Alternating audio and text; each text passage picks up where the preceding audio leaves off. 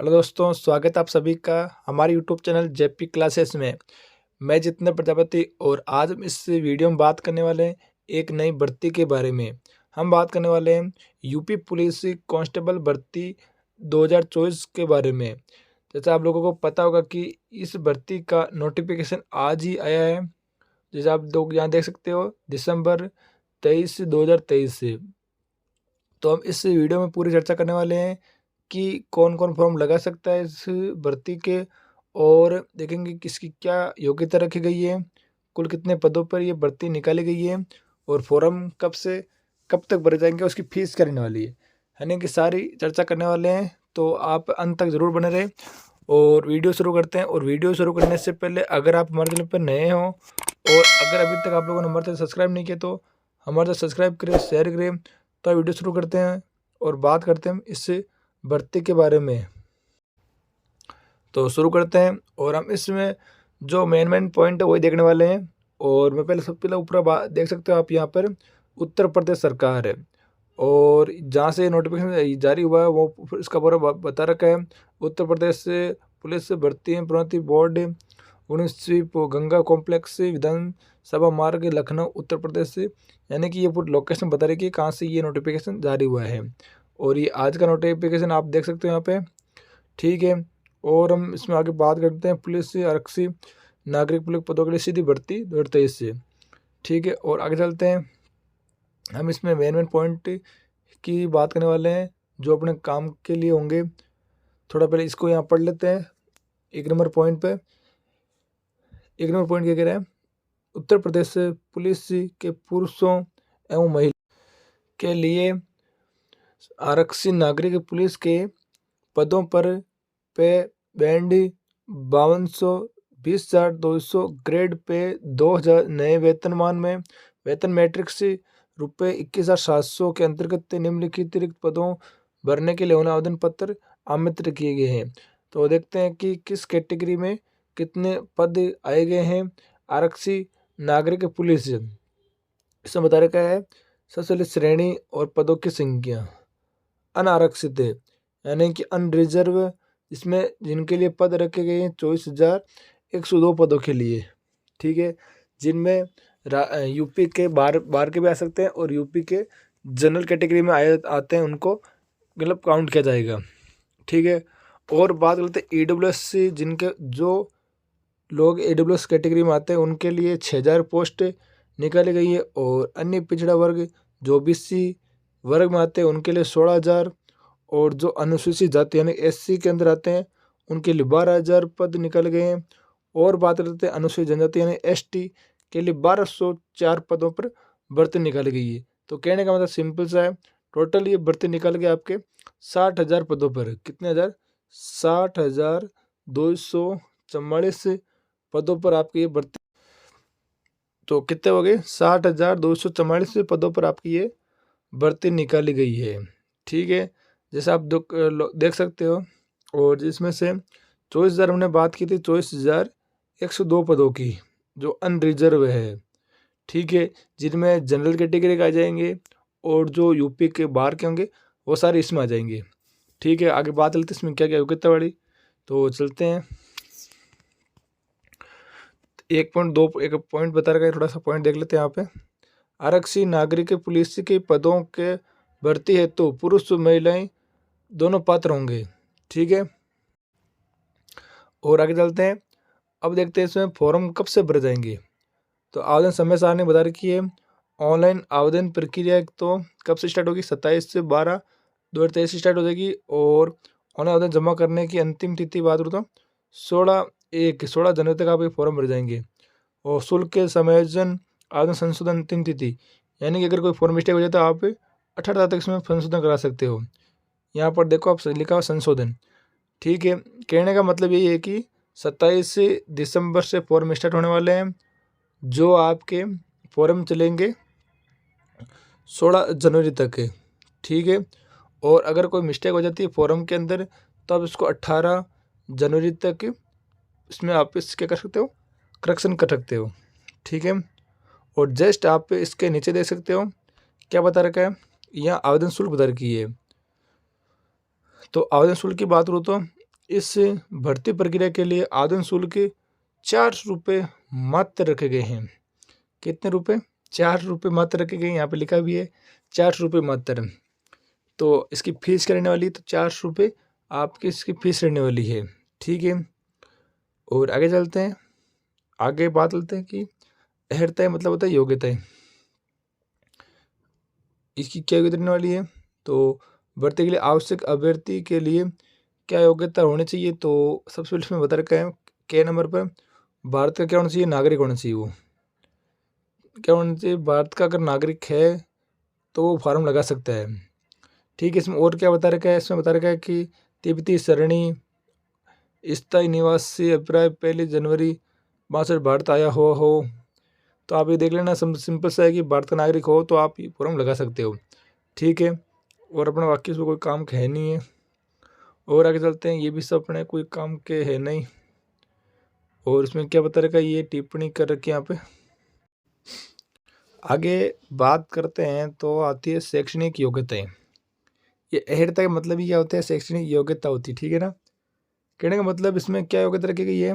तो आप यहाँ देख सकते हो, भारत में विधि द्वारा स्थापित बोर्ड या 10वीं या 12वीं कक्षा उत्तीर्ण सरकार द्वारा मान्यता प्राप्त उसके समकक्ष होने चाहिए। कहने का मतलब सिंपल से है कि अगर आपके पास 10वीं या 12वीं पास है तो आप ये फॉर्म लगा सकते हो। अगर आप 12th पास हो तो ये फॉर्म आप भर सकते हो। ठीक है, और उसमें ये क्या लिखा हुआ थोड़ा सा पढ़ लेते हैं यहाँ पे। आवेदन करते समय अभ्यर्थी को अपेक्षित शैक्षणिक योग्यता अवश्य धारित करनी चाहिए अथवा उसकी अंक तालिका प्रमाण पत्र तत्समय उसके पास उपलब्ध होने चाहिए। अपेक्षित शैक्षणिक तो अपेयरिंग अथवा सम्मिलित होने पात्र नहीं होंगे। यानी कि कहने का मतलब इसका ये है कि आपके पास में कंप्लीट हुई 12th होनी चाहिए। ठीक है, ऐसे नहीं आप 12th पढ़ रहे हो तो फॉर्म लगा सकते हो, ऐसा नहीं होगा। आप 12th कंप्लीट आपके पास में होनी चाहिए। ठीक है, और इसके अलावा और क्या डॉक्यूमेंट मांग, तो आगे बात करते हैं। तो इसमें बता रखा है अधिमानी अर्हता है। कहने का मतलब ये है कि अगर किसी के पास में ऐसे अभ्यर्थी जिनको प्रेफरेंस दिया जाएगा, जैसे DOESC सोसाइटी से कंप्यूटर ओ स्तर का अगर कोई प्रमाण पत्र मिलेगा, या पारदर्शक सेना में 2 साल की अवधि तक अगर सेवा दे रखा होगा, या राष्ट्रीय कैडेट कोर B प्रमाण पत्र होगा, तो इनको छूट दी जाएगी। ठीक है, इनको कैटेगरी वाइज जिनको प्रेफरेंस मिलेगा इनको प्राथमिकता दी जाएगी। अब आगे बात करते हैं वेरी इंपॉर्टेंट, और वेरी इंपॉर्टेंट बात है किसी चीज़ के बारे में, आयु के बारे में, एज लिमिट के बारे में। यानी कि आपकी इसमें एज क्या होनी चाहिए, एज लिमिट के बारे में बात कर लेते हैं कि इसमें एज लिमिट क्या रखी गई है। तो एज लिमिट की मैं बात करूँ तो पुरुष अभ्यर्थी दिनांक 1/7/2023 को 18 वर्ष की आयु प्राप्त कर ली है और 22 वर्ष की आयु प्राप्त न की है तो अर्थात अभ्यर्थी का जन्म 2 जुलाई 2001 से पूर्व तथा 1/2/2005 के बाद नहीं होना चाहिए। कहने का मतलब अगर आपका जन्म जो है जो 2 जुलाई 2001 से पहले का है तो आप ये फॉर्म नहीं लगा सकते, और अगर आपका जन्म 1 जुलाई 2005 के बाद का है तो आप फॉर्म नहीं लगा सकते। समझ आ रही हो? तो आपने डेट ऑफ बर्थ ज़रूर मिला लें। अगर आपकी डेट ऑफ बर्थ इनके बीच में है तो आप फॉर्म लगा सकते हो। इससे पहले और इसके बाद में अगर आपकी डेट ऑफ होगी तो आप ये फॉर्म नहीं लगा सकते हो। ठीक है, और बाकी कैटेगरी वाइज जो छूट मिलती है उनको छूट दी जाएगी। जैसे कि यहाँ पर महिला को बता रहे कि अगर वो को महिला गए तो उनको भी छूट दी जाएगी यहाँ पे। ठीक है, 3 साल लगभग उनको छूट मिलेगी महिला को। और परंतु अन्य पिछड़ा वर्ग अनुसूचित जाति जनजाति अन्य श्रेणियों को केवल उत्तर प्रदेश के मूल निवासी को ही अधिकतम आयु में छूट मतलब जो नियम अनुसार उनको छूट मिलेगी। कहने का मतलब ये है कि जो छूट मिलेगी महिलाओं को और OBC SC ST को कैटेगरी को जो उनको छूट मिलेगी वो यूपी के जो निवासी होंगे उन्हीं को मिलेगी। जैसे आप हम राजस्थान के फॉर्म लगा रहे तो हमको कोई छूट नहीं मिलेगी। ठीक है, और इसमें क्या बता रखा है चरित्र, अभ्यर्थी का चरित्र ऐसा होना चाहिए कि वे सरकारी सेवायन के लिए सब प्रकार से उपयोग हो सके। नियुक्ति प्राधिकरण के संबंध में क्या जाएगा। अब इसमें आगे चलते हैं, ये आपके काम का नहीं है। जो चीज़ अपने काम की है वही देखने वाले हैं। इसमें बता रखा भर्ती की प्रक्रिया, तो भर्ती प्रक्रिया जो आगे देखते हैं और उसमें भर्ती की प्रक्रिया थोड़ी सी भर्ती प्रक्रिया यानी कि इस साइड है, ये वेबसाइट बता रही कि इस वेबसाइट के माध्यम से आप फॉर्म लगा सकते हो। ठीक है, उसमें लिखित परीक्षा वगैरह में बता रखा थोड़ा ये पढ़ लेते हैं, इंपॉर्टेंट भी है लिखित परीक्षा के बारे में। तो लिखित परीक्षा के बारे में ऐसे अभ्यर्थी जिनके आवेदन पत्र प्रथम दृष्टया ये सही पाए जाएंगे, ऑफलाइन लिखित परीक्षाएं सम्मिलित होने की अपेक्षा की जाएगी। लिखित परीक्षा में वस्तुनिष्ठ प्रकार के प्रश्न पत्र रखा जाएगा। लिखित परीक्षा 300 अंकों की होगी, जिसकी समयावधि 2 घंटे की होगी। इस लिखित परीक्षा में निम्नलिखित 4 विषय होंगे, जिसमें से क्या क्या विषय बता रहे किसमें। एक विषय बता रखा सामान्य ज्ञान, दूसरा बता रखा सामान्य हिंदी की, दूसरी बता रखा संख्यात्मक या मानसिक योग्यताएं, चौथा बता रखा है मानसिक अभिरुचि एवं बुद्धिमत्ता वाली तार्किक क्षमता। तो अभ्यर्थी को लिखित परीक्षा में गलत उत्तर देने के लिए ऋणात्मक अंक प्रदान किए जाएंगे, यानी कि इसमें नेगेटिव मार्किंग भी होगी। और अभ्यर्थी 150% होंगे, सही उत्तर के लिए 2 अंक होंगे, और अलग से भर्ती नियमानुसार उनको नेगेटिव मार्किंग भी होगी। और नेगेटिव मार्किंग अगर बता दूं, सर नेगेटिव गलत उत्तर के लिए 0.5 प्रदान किए जाएंगे। ठीक है, और ओमार आपको दिए जाएंगे, ओमार के माध्यम से आपके पेपर होगा। ठीक है, और इसमें जो इम्पोर्टेंट और क्या बात है इसमें, और इसमें एक चीज़ यहाँ पर लिखी हुई है, आप थोड़ा सा यहाँ पर देखना कि लिखित परीक्षा में अधिक पालियों में 1 से अधिक दिनांकों में विभिन्न पालियों में प्रश्न पत्र में संचालित किया जाता है। तो ऐसी परीक्षाओं में सम्मिलित होने वाले अभ्यर्थियों द्वारा प्राप्त की सामान्यकरण यानी कि नॉर्मलाइजेशन होगा। अगर एग्जाम 1 से ज़्यादा पारियों में होता है या 1 से ज़्यादा दिनों में होता है, 2 या 3 दिनों में चलता है एग्जाम, तो उनका नॉर्मलाइजेशन किया जाएगा। ठीक है, तो ये हमने देख लिया कि ओमार साइट के माध्यम से दिया जाएगा। और आगे बात करते हैं, आगे और उसमें क्या तरीका है, अभिलेखों के संविधान मानक परीक्षण, और क्या बात करें इसमें, और शारीरिक मानक के परीक्षण PST टेस्ट उसमें होता है, PST टेस्ट। और पुरुष अभ्यर्थी के लिए न्यूनतम शारीरिक मानक के उसमें बता रहे कि थोड़ा से बात लेते हैं कि इसमें फिजिकल मेडिकल के बारे में क्या क्या होगा। तो इसमें सामान्य अन्य वर्गों के अनुसूचित पुरुषों के लिए इसमें बता रखा है 128 से ऊंचाई होनी चाहिए, उसकी लंबाई होनी चाहिए 128 सेंटीमीटर होनी चाहिए। ठीक है, और जनजाति के पुरुषों के लिए न्यूनतम ऊंचाई 160 को छूट दे रखी है 160 के लिए। ठीक है ना, सीना होना चाहिए इनका। सीने की बात करूँ तो सीना में इसमें क्या बता रखा है, सीना आप देख सकते हो कि सामान्य और OBC सबके न्यूनतम 79 होना चाहिए, और बिना फुलाव पर कम से कम 84 से आप फुला सकते हो ना, 5 सेंटीमीटर आप फुलाना होगा। ठीक है ना, महिलाओं के लिए न्यूनतम शारीरिक क्षमता इसमें बता रखी है 152 सेंटीमीटर उनकी लंबाई होनी चाहिए, और SC/ST के लिए 147 से, और वजन उनका 40 किलोग्राम, कम से कम 40 किलो की वो होनी चाहिए, यानी उनका वजन 40 किलोग्राम होना चाहिए। ठीक है, शारीरिक दक्षता आ गई। और थोड़ा सा ये पढ़ लेते हैं इसमें तरह PG का ये दौड़ आगे दौड़, यानी कि अभिलेखों के समीक्षा शारीरिक मानक परीक्षण सफल पाए गए अभ्यर्थियों से शारीरिक दक्षता परीक्षण सम्मिलित होने की अपेक्षा की जाएगी, अहरकारी प्रकृति की होगी। इस शारीरिक क्षमता दक्षता परीक्षण अहर होने के लिए पुरुष अभ्यर्थी को, यहाँ पर इम्पोर्टेंट है, पुरुष अभ्यर्थी को 4.8 किलोमीटर 25 मिनट में, और महिला अभ्यर्थियों को 2.4 14 मिनट में निकालनी होगी। ठीक है, दौड़ पूरी नहीं करते हो तो भर्ती के लिए पात्र नहीं होंगे। ठीक है, ये सबसे ज़रूरी है।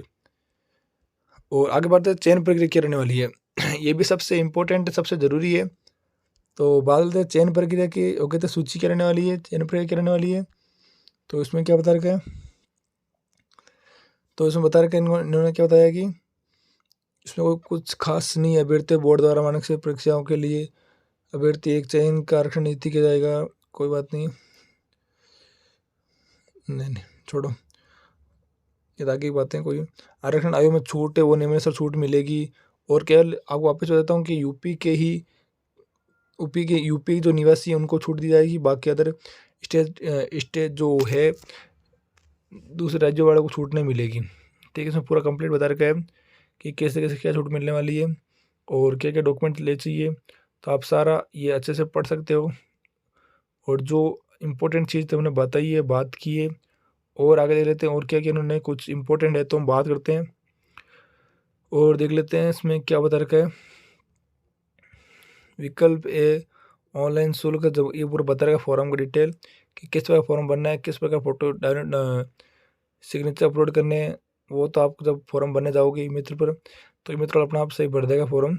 भर्ती से संबंधित महत्वपूर्ण ये आप आराम से पढ़ सकते हो, जो साइट पे जाकर डाउनलोड कर लेना। इससे लिखित परीक्षा का पाठ्यक्रम के अंदर भी आप सिंपल सा पूरी डिटेल से बता के हम बाद में चर्चा करेंगे, बाद में विस्तार से वीडियो लेके आएंगे। ठीक है, और ये प्रारूप है, ये ऑफलाइन फॉर्म भरने वाला है। चलो यही था इसका। तो ठीक है दोस्तों, अगर आपको हमारी जानकारी पसंद आई है तो हमारी वीडियो लाइक करें, शेयर करें। ठीक है, तो थैंक यू, धन्यवाद।